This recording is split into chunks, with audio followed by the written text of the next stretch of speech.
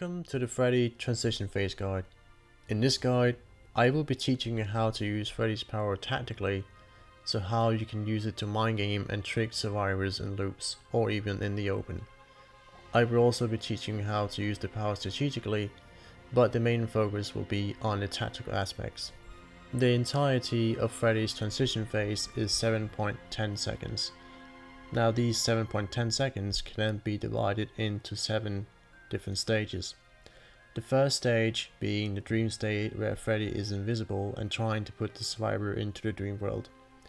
At the second stage, Freddy will reappear at 0.33 seconds. At the third stage, at 2 seconds, Freddy will disappear. At the fourth stage, at 3.33 seconds, Freddy will reappear. At the fifth stage, at 5 seconds, Freddy will disappear. At the sixth stage, at 6.40 seconds, Freddy will then reappear. And finally, at 7.10 seconds, Freddy will become real and will be able to hurt the survivor. It's extremely important to master the transition phase for Freddy. Freddy essentially invests 7.10 seconds to give himself a high chance of mind gaming the survivors. If misused or not used at all, Freddy wastes 7.10 seconds. Freddy is the only killer in the entire game who has to use his power. No other killer has to do this, and that's why it's so important that you master the transition phase. Otherwise, Freddy's power will end up becoming a disadvantage rather than an advantage. The most important stages in the transition phase are the last 4 ones. The fourth stage is when you give the survivors false information.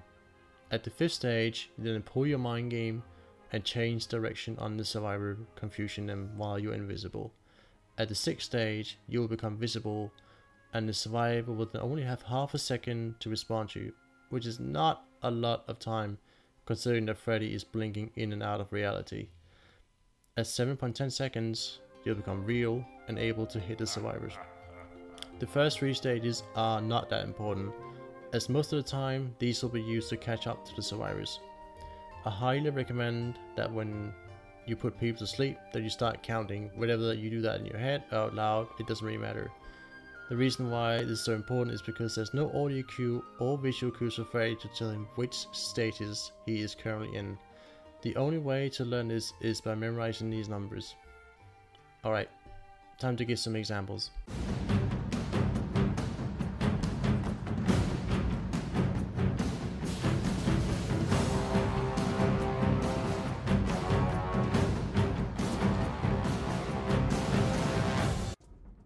So that was a clip on how to use the transition phase. I'm now going to go over it in more detail, explaining exactly what happened.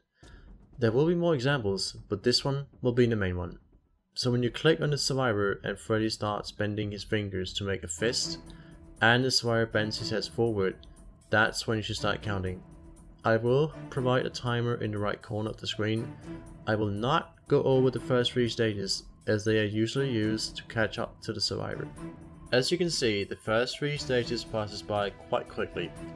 When I get to approximately 3.33 seconds, that is when I start making my move. So I move to the left to give the survivor false information as described before. I usually count to 1 forward because that is way easier to comprehend and do as well. I move behind the tree to hide my presence while I'm visible.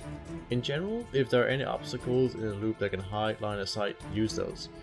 So like boxes, walls, trees, rocks, etc. At 5 seconds I emerge out invisible from the tree. Now I quickly have to mention that there is no red stain when you're in the transition phase, which also makes it a lot harder to spot you. From 5 seconds on, or the 5th stage, you have 1.4 seconds of invisibility, which means you can travel 6.44 meters undetected.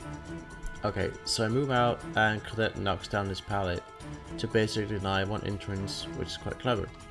The timer now reaches 6.40 seconds and I become visible, and I'm actually still quite far away from Colette. Now Colette hasn't actually seen me yet because she's busy looking behind herself, because the last information I gave her was that I was circling around the tree trying to get behind her. So a small amount of time passes and she sees me through this hole in the concrete. So now that she has spotted me, she also has to react to me, which also takes time and allows me to close the gap even further. So the basic human reaction time is about 1/4 of a millisecond. On top of that, the survivor also gains slower action speed when in dream world, which means the vault windows and pallet slower than usual. So now that I have given an example of how the transition phase actually works, then I'm going to give an example of where the transition phase fails, partially because this Freddy in this clip doesn't know how to use it or doesn't use it at all. So not using the transition phase properly is essentially the equivalent of the hunters not using their hatchets, or the hack not using their traps. It's going to put you at a massive disadvantage. So the first mistake in this clip was to go under the pallet when you are in the transition phase. There's no real reason to go under the pallet because you can't actually hit the survivor. Now if you want to force a drop, that's fine, but then you do not commit to the pallet, you basically just bait it out. So what this Freddy could have done was to go to the left around these this brick wall here, and I might not have seen him. He could also go around to the side, circle around the pallet and hidden there. And in the 5 seconds on the 5th stage he could emerge invisible and I would have no clue where he would have been. So when you're trying to put survivors into a dream world, it's really important that you are as close to the survivor as possible. This will allow you to have more pressure on the survivor as you change direction and do your mind game on them. So in this clip I'm going to showcase why counting and having timing with Freddy is so important. Because without proper counting or timing, I would not be able to hit max for this window, but because I knew it was going to last exactly 7 seconds, I took the chance. The transition phase has one major Achilles heel though. As a survivor, you can use the flashlight to check Freddy's position when he's invisible. That's because Freddy's character model is still there despite being invisible. As you can see right here, I use the flashlight to check if Freddy is still chasing me or has changed direction.